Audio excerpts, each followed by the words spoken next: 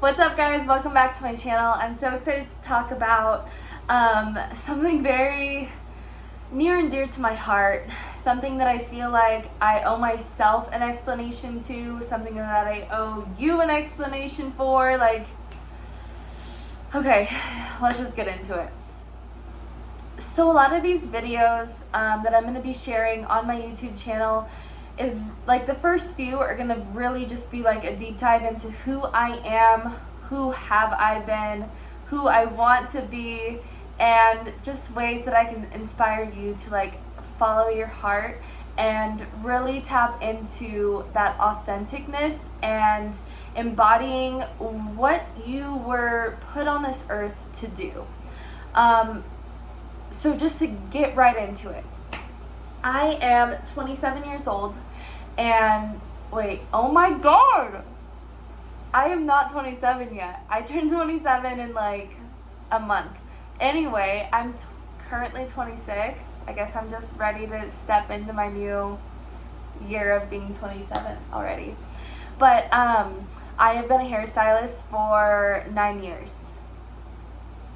Mind-blowing to me. Like, it's been the longest yet the shortest 9 years of my life. Being a hairstylist was a lifelong dream for me. So when I was in first grade, I wrote this cute little book. Actually, let me go get it. I'll read it to you guys. Oh my gosh, get the fuck out of here. I've never shared this at all. Okay, so it says my dream with like a little mirror, brushes, scissors on the front. Alright, so it's not really a book, it's a little poem, but it's cute as fuck. So, it says, my dream. Swish, swish, the brush slid across the lady's hair. This is the most stylish hairstyle I've ever seen. I take a look in the mirror, and I'm a hairstylist. I think back to when I was in school. I worked 2 hard years. I love my job. I love making my girls feel beautiful. I can't wait to be a hairstylist. I am a hairstylist. Okay, let's talk about manifestation at its finest in a very unconscious way. I was like, I think my mom wrote on here. Oh no, not first grade. So I was in 3rd grade. I don't know how old that is, but I didn't know about manifestation then. This is, okay, anyway. As you can see, this has been my dream, to be a hairstylist. So here I am, almost 10 years later. I've been a hairstylist in Reno, in Elko, Nevada, and on the Big Island of Hawaii. I can just kind of tap into that journey and like really show you guys what that looked like for me. In school, I met some of the greatest friends that are still near and dear to my heart. I graduated as one of the best colorists in the school. I then built my clientele in Reno at 18 years old, strictly from Instagram. They teach you in school that you have to take walk-ins, you have to, really dedicate yourself to the salon every day, all day, just to like take those walk-ins. And I would really pride myself in not having to ever take a walk-in, because I would just show my work on Instagram and it would bring in the people. So I had a full clientele like 6 months out of hair school, just from Instagram. And I continued to use Instagram to my advantage when I met my now husband, and I moved back to my hometown, which I had an advantage there, right? Because people knew me and knew that I wanted to be a hairstylist for a long time and knew that I was finally licensed and all the things. So I came to Elko, built a pretty good clientele. Dude, this fly. So after my my salon experience in Elko, it's fucking on me. My boyfriend and now husband, we decided to move to the Big Island of Hawaii. The reason we chose to do that was because his family had property over there and they were ready to build their family vacation house. So my husband's lifelong dream was to be able to learn how to build houses, and this was the perfect chance to do so, right? Like, your parents have this property, you're gonna learn from your uncle, it's gonna be very cool and low-key and educational. And so we did it. We made the jump. I sold all of my things. I didn't tell my mom for the longest time. Maybe not the longest time, maybe like a week or so, but it felt like a year. The reason I didn't tell her is because I literally, I guess I can share my love story with Kevin in this moment, because it definitely goes with what the fuck I'm talking about today. So here it is.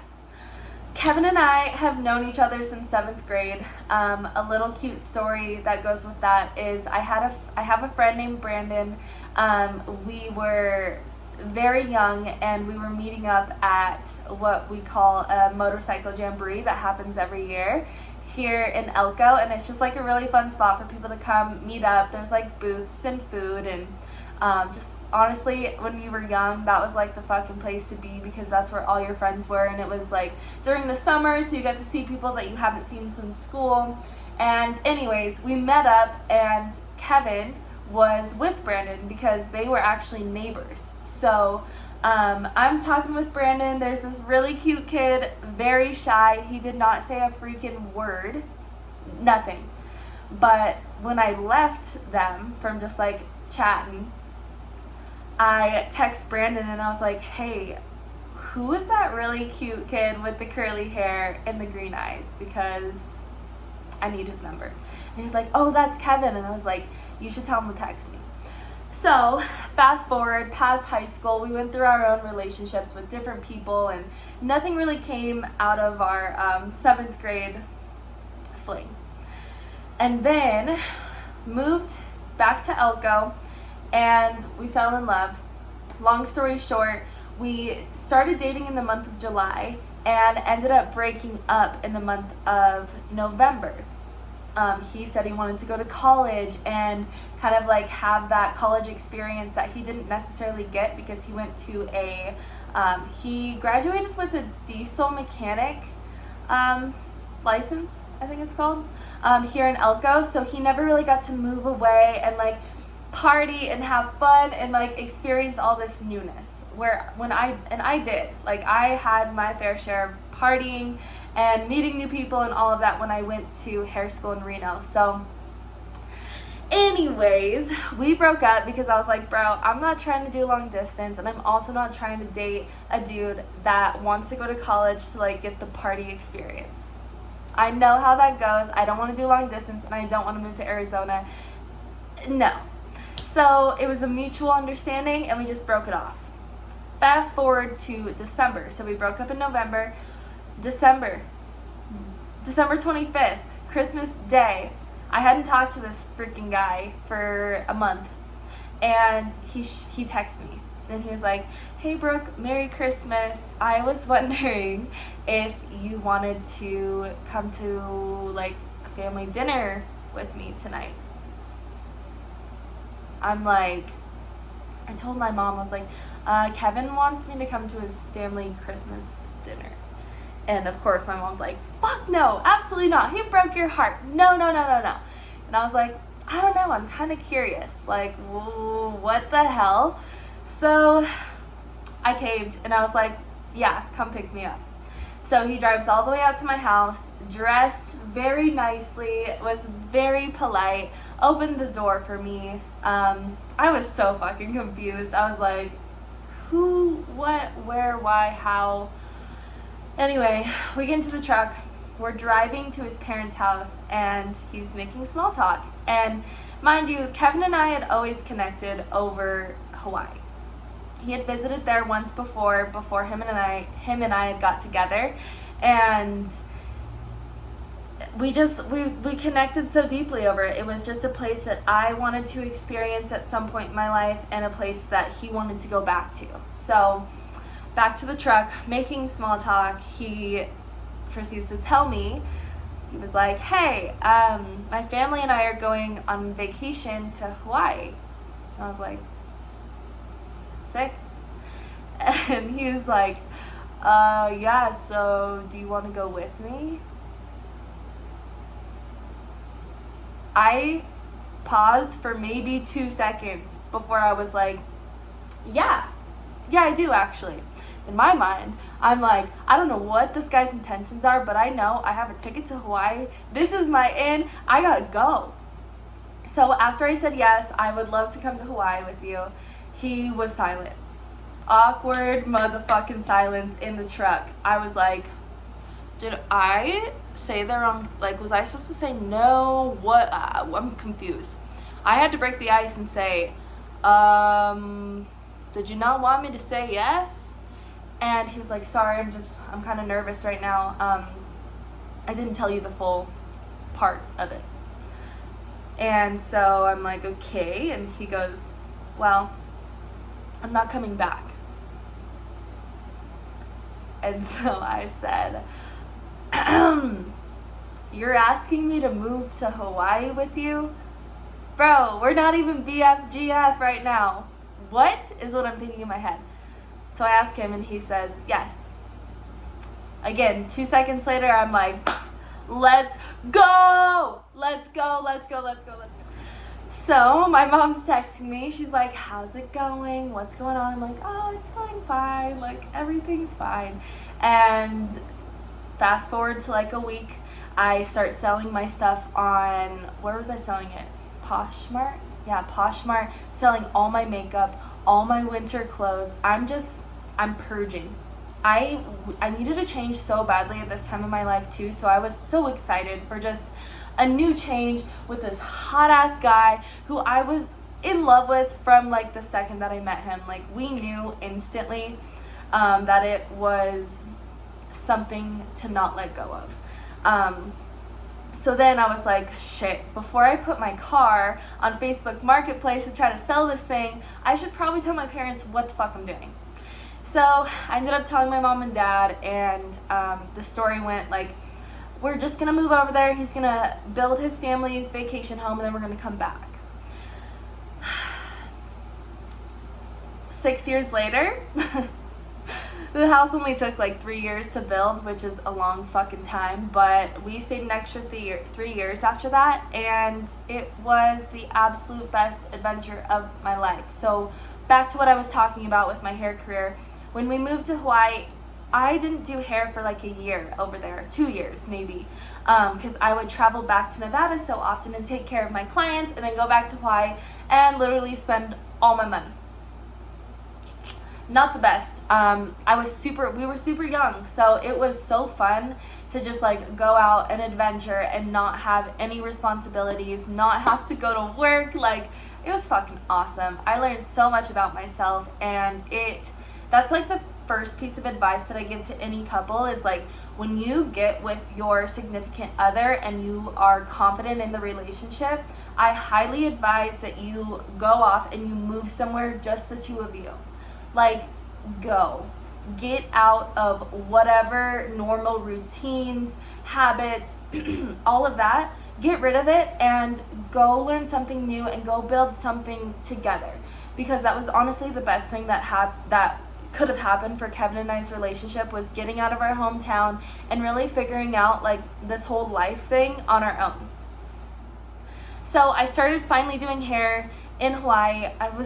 It was literally a dream, because I have like multiple journals that talk, this is like not the first manifestation work that I've done. Before I even met Kevin, I was doing so much research on how to be a hairstylist in Hawaii. Like, not how, but where would I work? Where would I live? What would this look like? And then all of a sudden, this angel named Kevin Smith came into my life, and he was like, you want to move to Hawaii with me? I said yes, and here we are. So I ended up getting my license in Hawaii, and I was a stylist at a beautiful salon on the Big Island called Koa and Kai. I met amazing girls there. The ladies that work in there are seriously so cool, and it was such a good kickstart to like starting fresh, building a new clientele. It was a very well-known salon, I guess, and I was really able to build my clientele there with a huge help from Instagram, per usual, right? I built a full clientele within 6 months. So then the pandemic hit, and I'm not gonna lie, I was not loving all of the rules and regulations that was going on during that time, especially in Hawaii. It was so intense.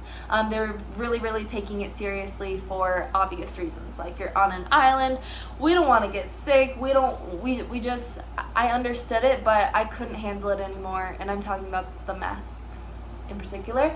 And that was just a requirement that the salon owner had, and I was over it. So I decided to take initiative and find a private space for me to do hair and for my clients to come and feel safe.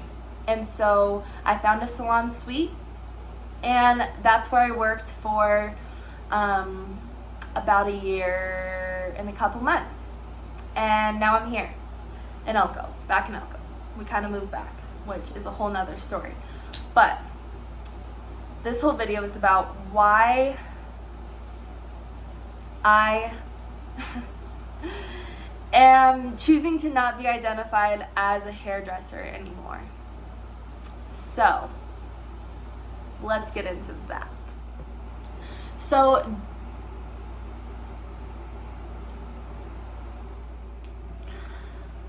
I am a Virgo, but I am one of those people who think it's I understand the aesthetic and the cleanliness of it, but I am a person who thinks it's kind of stupid to make your bed every day, because I'm gonna get in it in about 5 hours. So anyways, I must add that during my time in Hawaii, like I said, I really had the time to find who I am.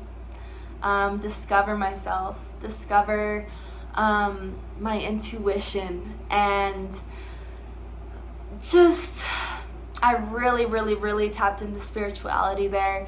If you've been to Hawaii or the Big Island specifically, it really is a hub for deep work and connection and nature and community and everything that one needs to live a holistic lifestyle. I mean, there's fresh produce everywhere, like literally everywhere, like on the roads, hitting the ground. Like, there's avocados all over the freaking highways. There is guava all over the place. There's lilikoi, there's mango, there's so much fresh food.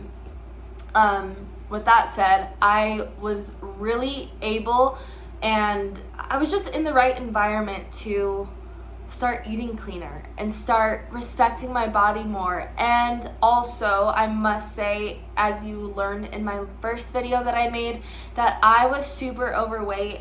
I had lost some weight before I went to Hawaii, but I still didn't feel healthy. I still wasn't where I wanted to be, or what I thought was a healthy weight for me.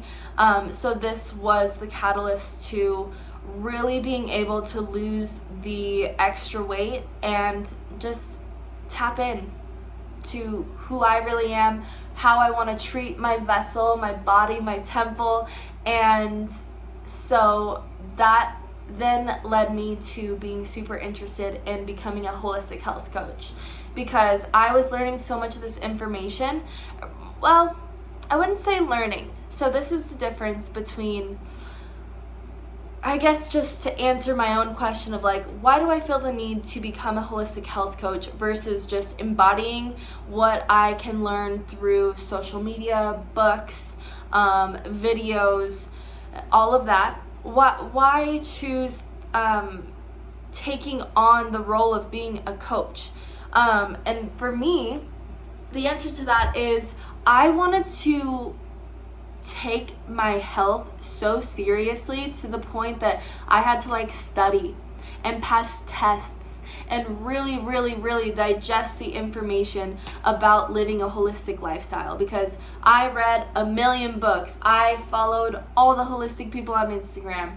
I really was like embedded in all of the content, but I still had moments of unhealthy thoughts, unhealthy eating habits, unhealthy, I got super depressed. I felt super alone. I felt not okay in my body. Like, I had a lot of moments of darkness before I got to the point of like, if I really care about my body like I say I do, I need to take it as serious as like testing myself. Like, all these tests and quizzes and books and information that I am digesting right now, it really is for my own personal need and like craving of wanting to like fully embody and know this information for not only myself, but I want a family one day, I want kids, and I want to be able to teach them how to take care of themselves correctly, because I wasn't really taught that. I mean, I took, like we all did, we took health class, didn't learn shit. It took like a couple Netflix documentaries to really open my eyes, which is not the end of all. You don't know everything after you watch a documentary. I thought I did. So through my learnings of evolving as a future holistic health coach, I really, like I said, I took it seriously. I was being tested and quizzed on all of this information, and like, you can't just like take in that information and like unknow it. It's like, once you know the benefits of some certain, the benefits of certain food, activities, livelihood, wellness, all of that, once you know that, you can't unknow it, which is a blessing and a curse. Actually, it's a blessing, period, because there's no excuse now for me to not take care of myself in the right way. So through my teachings, I learned a lot about not only food, but products, the things that we're putting on our skin, the things that we are using in the shower, the things we are using to manicure our hair, products, shampoos, conditioners, the way that we clean, so our cleaning products, it comes down to literally everything. Like, even furniture has very harsh, intense chemicals that can disrupt your endocrine system. Not good. Your hormones are out of whack due to so many things. There's so many layers to health, and it's not just food, and it's not just working out. It's so much more. And so as I was learning all of this, I'm learning that certain products that I've been putting on my hair were not good for me. So as I'm discovering all of this, I am learning about the toxicity levels in all of these beauty products, hair products, literally everything. And I'm sitting here and I'm learning this and I'm taking it in and I'm fully understanding it. But then I would close the book and head to work and go into the salon. That smells fabulous, right? Walking into a salon, oh my god, it smells so good. There's so many amazing products being used. There's hairspray being put on everyone's hair. There's all these amazing smelling shampoos and conditioners. And then, not to mention the chemical solutions that are being put onto the hair to color it, right? So we are not only immersing our hands, which the palms of our hands it's some of the thinnest skin on our body, therefore it soaks in more than you think. So, and then I built up the courage to use the Yucca app on the hair products that I was using. Let me just say, if you haven't used Yucca, a little explanation is, if it has a barcode and it's a beauty product or a food product, you can scan it and it pulls up this whole report on whether it is good for you or not. At first, it will pop up a little rating from 0 to 100. So if it's a really good product, like if you've ever used Shea Moisture, which I'll go grab right now. Okay, I just grabbed my lotion bottle just so that you can see the logo, but all things Shea Moisture on the Yucca app pull up as like anywhere from like a 90 to 100 out of 100. So then like I said, I scanned. I didn't want to. For the longest time, I did not want to scan what I was using on my hair because whatever it was working. It was making my hair soft. It was making my curls pop. And embarrassingly enough, it's something that I have been selling to a lot of people because it works and it's environmentally friendly, meaning the bottles are made out of ocean plastic. They support small farmers in regards to the plant ingredients that they add to their products. So I had this ego around the products that I was using because I have tried to get other people to use it too.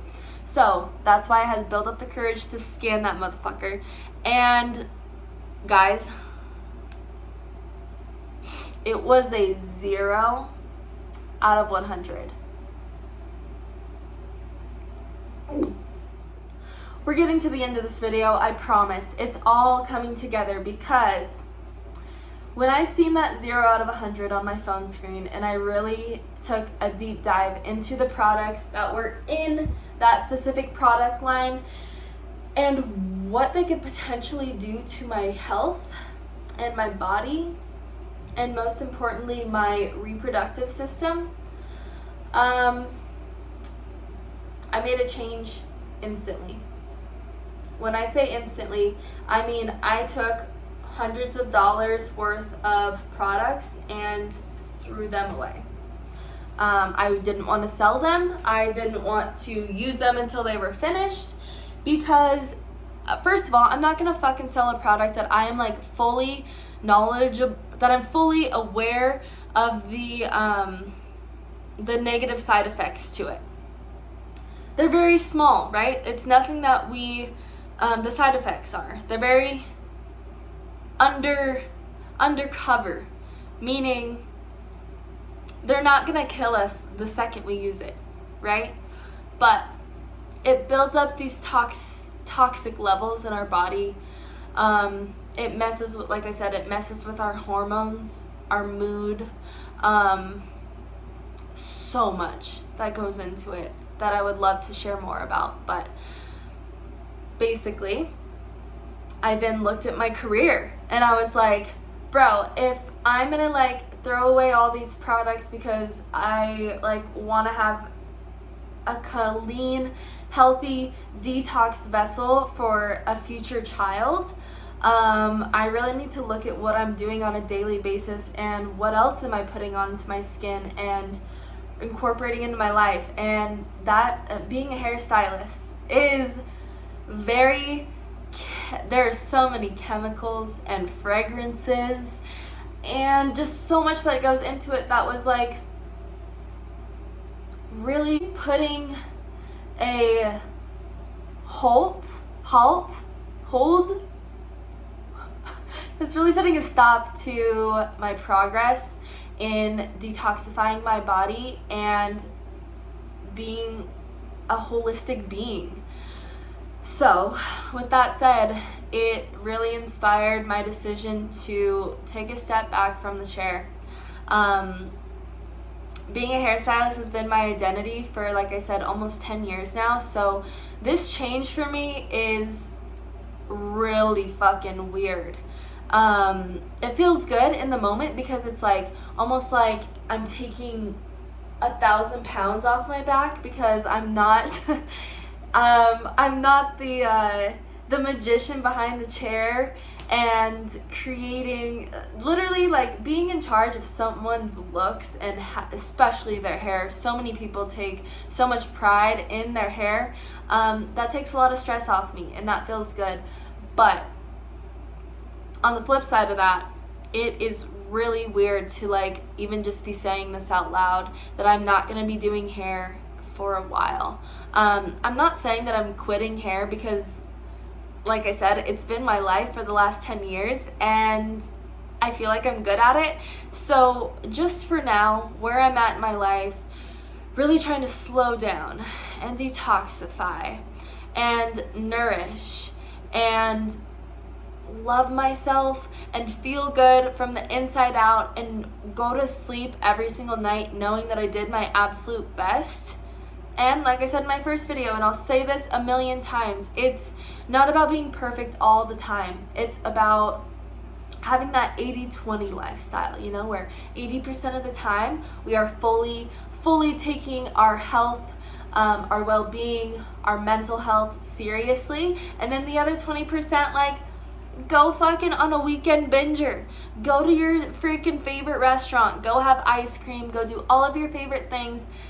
But when that Monday rolls around, make sure that we are taking that time to reset, step back into just our intentions, like, and our goals and what we want our life to look like. And when I do that, like when I sit and I think about that, like, what do I want? Like I said before, I want a healthy vessel so that I can produce a healthy child. That is one of my main goals in life. I've always wanted kids. Here's the thing. I want one kid for sure, but you gotta give him a sibling, right? All my mamas out there, tell me what you think about that. I'm happy. I'd probably be happy with one healthy, beautiful child. But I grew up with 2 siblings, and they were and still are my absolute bestest friends ever, and I couldn't imagine my life without them. So, anyways, like I said, I want a healthy body. I want a healthy mind. I want to be in touch with spirit. I want to be in touch with my intuition. I want to continue to speak my truth and live my truth. And I just was feeling disconnected from hair as soon as I had the courage to gain the knowledge and start to take some things out of my life that weren't serving my ultimate goal and purpose in life. So yeah, I'm not completely stepping away from the salon. I'm going to be a full-time brow artist Monday through Friday. I'm going to be taking on clients to give them any kind of brow service that they'd like. So I do brow laminations, waxing, and tinting. It's very satisfying. It's very rewarding. It has way less chemical exposure for me and the client. And I can sit down so that when I'm fully preparing myself for pregnancy, guys. This isn't gonna happen for another year at least, but I want to start setting myself up for success now because I am a Virgo, so I want to feel fully organized when it comes to just that big moment of, oh my God, I'm gonna become a mother. So with that said, I get to sit down doing brows. When I'm big and fat and pregnant, I can sit my happy ass down. And it's just a lot less stress. I also want to start incorporating a more spiritual, enlightened side to brows versus just making it a cosmetic thing where you look different. I want you to leave my chair feeling different. Spiritually, mentally, all the things. So I'm gonna offer a service where you come in for your brow appointment and you get to lay down. We can put a little cover over the eyes to kind of make it dark, put some headphones on, have you listen to some nice, calming, meditative music. I will incorporate some essential oils that you can smell. I'm doing this because I will probably do that movement where you can smell the essential oils on my hands, and then place some crystals on the chest, maybe one on the third eye, and really just make it a calming, beautiful experience. So that is more of the lifestyle and what I want to start embodying for myself personally. So how cool would it be if I can just rub that off onto my clients and So, with that said, I want to take this time to really, really, really thank and send so much love to every single person that has emotional is coming. Okay, I'm okay. I really want to thank everyone that supported me as a hairstylist. That was my identity for so long, and something that I took pride in, and something that I wanted to be good, and I wanted people to feel loved and heard and understood and beautiful. But I'm now at a place where I want you to feel that way, but on a deeper level. I want you to feel beautiful from the inside out. I want you to leave the salon and 3 months later you still feel good because you're taking care of your body, and you feel like you're glowing and you're looking beautiful because you're using natural products, things that aren't disrupting our hormones, things that are providing only light and love and nourishment to the body. So yeah, that's where I'm at. That's where I've been. This is what's to come. And I'm really, really excited for this new chapter of my life. It's something that I've been craving, just to change an identity. It's here. I feel like I'm finally taking initiative to step into my truth and who I want to be. Things don't change unless you change your environment. You can't grow in the place that you almost died. Like, that sounds super weird and harsh, but like the place that you were when you started accumulating these bad habits. Maybe it's around food behavior. Maybe it's around how we treat our bodies. Maybe it's the way that we talk to ourselves. Wherever your physical environment was in those moments, you have to switch that up, or else you cannot change. So my move from Hawaii back to my hometown has been so healing for me in so many ways.